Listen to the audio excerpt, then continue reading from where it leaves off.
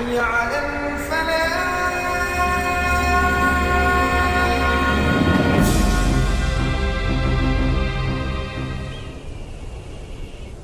Baik ya Ikhwan, bicara tentang reuni 212, tentu setidaknya kita akan kembali kepada kenangan di mana dulu kita pernah secara bersama-sama, yaitu melaksanakan aksi 212 pada tahun 2016. Nah, yang ingin saya ingatkan bahwa dalam aksi 212 di tahun 2016 di sana ada spirit ukhuwah, spirit persaudaraan. Nah, persaudaraan yang saya maksud di sini adalah baik itu persaudaraan dalam istilah ukhuwah basyariyah, ukhuwah insaniyah, yaitu persaudaraan kemanusiaan. Karena sebagaimana yang Nabi alaihi salatu wassalam pernah mengatakan, kullukum min Adam wa Adam min turab.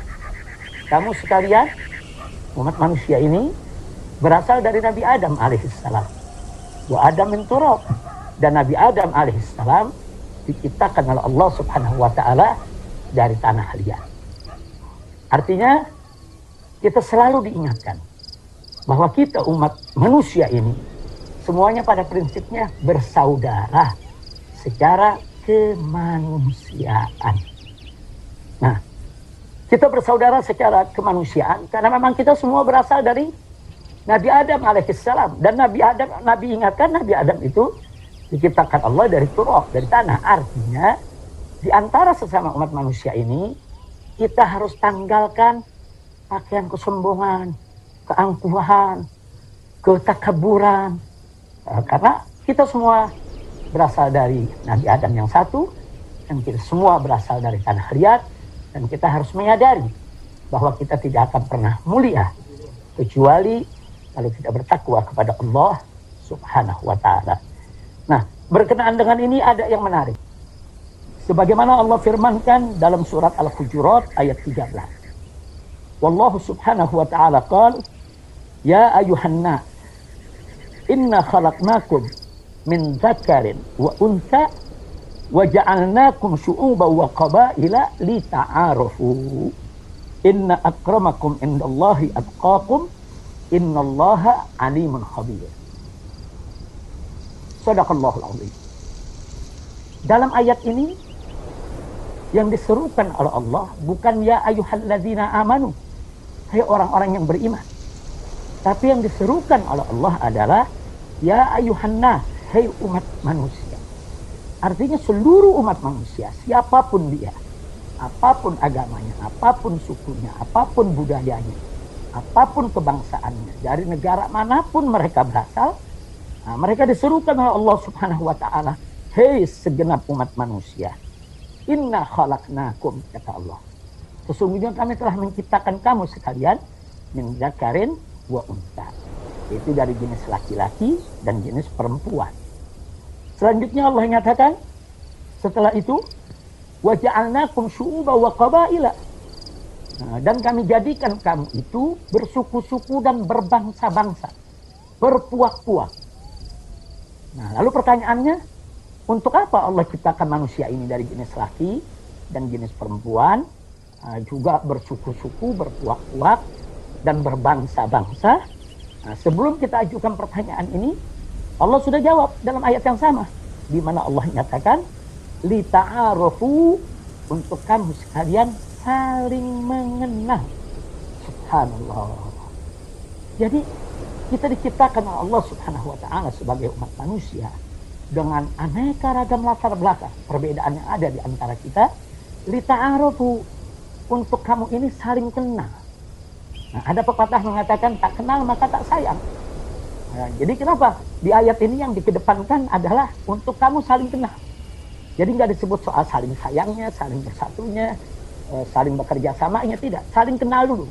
Karena saling kenal itu pintu gerbang, itu kunci. Kalau sudah saling kenal, maka satu sama lainnya saling mengetahui.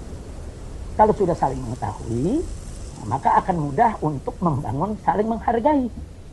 Kalau sudah saling menghargai dan saling menghormati, maka itu merupakan modal utama untuk saling cinta dan saling sayang.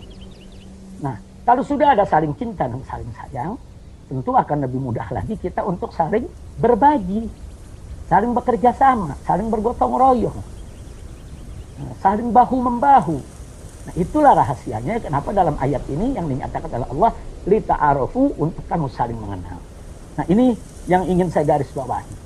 Nah, bahwa dalam aksi 212 di tahun 2016, bahkan dalam reuni-reuni selanjutnya, sampai reuni hari ini yang kita gelar bersama secara daring, secara webinar ini, bahwa di sana ada spirit ukhuwah basyariyah, ada spirit persaudaraan kemanusiaan. Makanya saya selalu ingatkan kepada seluruh umat Islam, seluruh elemen bangsa, ingat, kalau kita bicara kemanusiaan, maka kita jangan bicara soal suku, budaya, agama, golongan, partai, kelompok, lupakan itu semua. Nah, apalagi kalau kita lagi terjun di medan bencana, di sana banyak orang membutuhkan uluran tangan kita, membutuhkan bantuan. Jangan sekali-sekali yaitu bicara tentang suku, agama, ras, atau antar golongan yang kita singkat dengan SARA. Tidak ada. Kemanusiaan adalah kemanusiaan. Inilah ukhuwah basyariyah yang spiritnya melekat ada di dalam aksi 212 maupun dalam reuni 212 selanjutnya. Nah, kemudian yang kedua jenis ukhuwah yang ingin saya ingatkan juga, bahwa dalam aksi 212 di sana juga ada spirit persaudaraan kebangsaan. Nah, kalau istilah dalam bahasa Arabnya kita sebut ukhuwah wataniyah. Nah, ukhuwah wataniyah. Kalau tadi ukhuwah basyariyah itu bisa diistilahkan sebagai internasionalisme. Nah, sementara kalau ukhuwah wataniyah ini bisa kita istilahkan dengan yaitu nasionalisme. Itu persaudaraan kebangsaan, persaudaraan kita satu tanah air. Nah, ini pun juga diberikan isyarat yang sangat jelas sekali oleh Nabi Muhammad SAW di dalam sejarah hidupnya. Bagaimana Nabi SAW secara terbuka di hadapan para sahabat menyatakan cintanya kepada kota suci Mekah, menyatakan cintanya kepada kota suci Madinah, bahkan menyatakan cintanya kepada Jabal Uhud. Subhanallah. Artinya ini dimotivasi oleh Rasulullah SAW para sahabatnya untuk cinta apa? Nabi cinta Mekah, Mekah tanah kelahirannya. Sampai Nabi mengatakan kepada kota Mekah, didengar oleh para sahabat, kalau bukan kaummu yang mengusir aku dari Mekah, aku tidak akan pernah meninggalkan engkau, wahai Mekah. Subhanallah. Nah, begitu juga Nabi menunjukkan rasa cintanya kepada Madinah. Nah, yang ditunjukkan oleh Nabi SAW, baik di Mekah, di Madinah, maupun di tempat-tempat lainnya, bukan sekedar sebatas ucapan. Nah, tapi Nabi juga bekerja keras dengan para sahabat, bagaimana membangun ekonomi umat, mensejahterakan mereka, yaitu di negara yang dipimpinnya, di Mekah, di Madinah, di Taif, dan lain sebagainya. Nah, ini menunjukkan luar biasa betapa Nabi SAW mengajarkan kepada umatnya untuk cinta negeri. Ya, adapun sebuah makalah hubbul watan minal iman, itu bukan hadis, tapi sebagai kata hikmah untuk memberi motivasi agar kita cinta kepada negeri, ya sah-sah saja, bagus-bagus saja untuk digunakan. Tapi kita garis bawahi bahwa itu bukan hadis Nabi. Tapi sungguh pun begitu, sikap hidup Nabi, bagaimana Nabi menunjukkan rasa cintanya ke Mekah, Madinah, dan lain sebagainya, itu menjadi secara baik eksplisit maupun implisit menunjukkan bahwa Nabi SAW mengajarkan kepada umatnya untuk cinta negeri, cinta bangsanya, cinta tanah airnya. Nah, ini juga harus kita jaga. Inilah yang kita sebut dengan istilah ukhuwah wataniyah. Nah, baiklah, sekarang yang ketiga,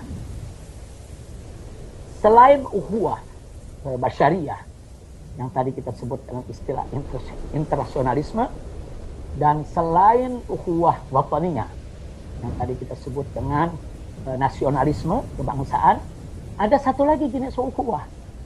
Nah, ukhuwah yang ketiga ini sangat spesifik, sangat khusus, sangat istimewa, karena dimensinya bukan dimensi hanya dunia, tapi dimensi dunia dan akhirat. Nah, ukhuwah apa? Ukhuwah Islamiyah. Jadi ukhuwah Islamiyah ini adalah satu persaudaraan yang diikat dengan akidah, diikat dengan syariat, diikat dengan keagamaan. Dan ini dimensinya bukan hanya sebatas dunia, tapi dimensi ini dimensi dunia dan akhirat. Nah, tentu ini tidak bertentangan dengan ukhuwah basyariah, ukhuwah wataniyah, karena di dalam ukhuwah Islamiyah itu sendiri ada dimensi dunia yang memang harus dijaga. Nah, dimensi mana mesti dijaga? Itu tadi yang kita sampaikan.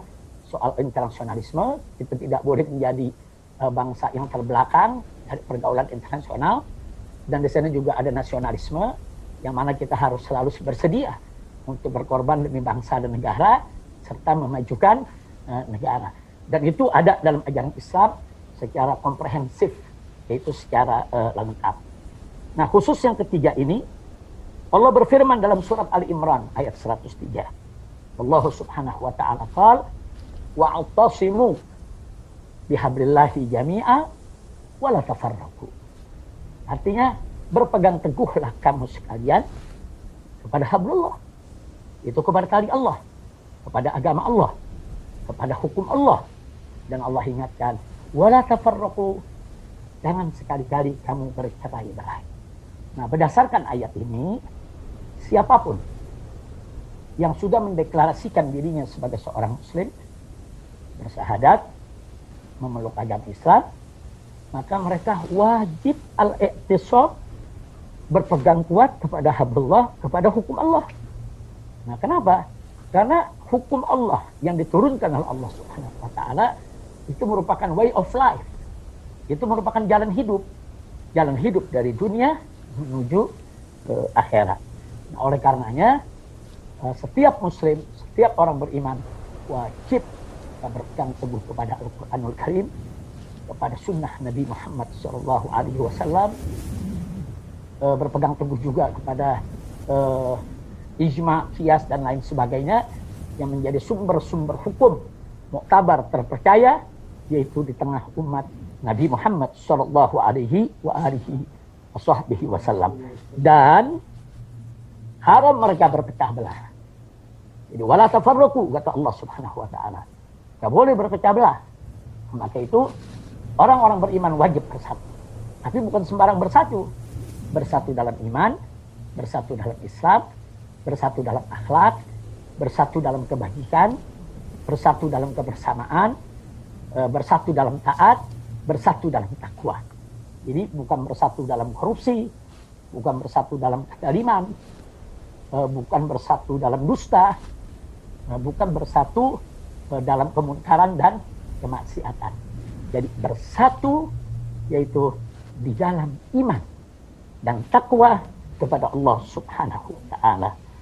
Nah, inilah ahibahil kiram, bagian pertama dari pertemuan kita, yaitu pada pagi hari ini, yang ingin saya sampaikan. Sekali lagi saya garis bawahi bahwa dalam aksi 212 di tahun 2016 ada spirit ukhuwah basyariah, internasionalisme, karena memang yang hadir saat itu bukan dari Indonesia saja, hampir dari seluruh dunia ikut hadir. Kemudian yang kedua adalah ada spirit ukhuwah wataniyah, nasionalisme. Nah, karena saat itu yang hadir dari hampir semua suku, apapun agamanya, mereka datang untuk bersama-sama bagaimana menuntut penegakan keadilan. Dan yang ketiga, di sana secara spesifik ada ukhuwah Islamiyah yang luar biasa. Nah, mudah-mudahan saya harap spirit dari tiga jenis ukhuwah ini akan selalu ada di dalam setiap gerakan yang memiliki ruh daripada 212, baik hari ini maupun yang akan datang, insya Allah.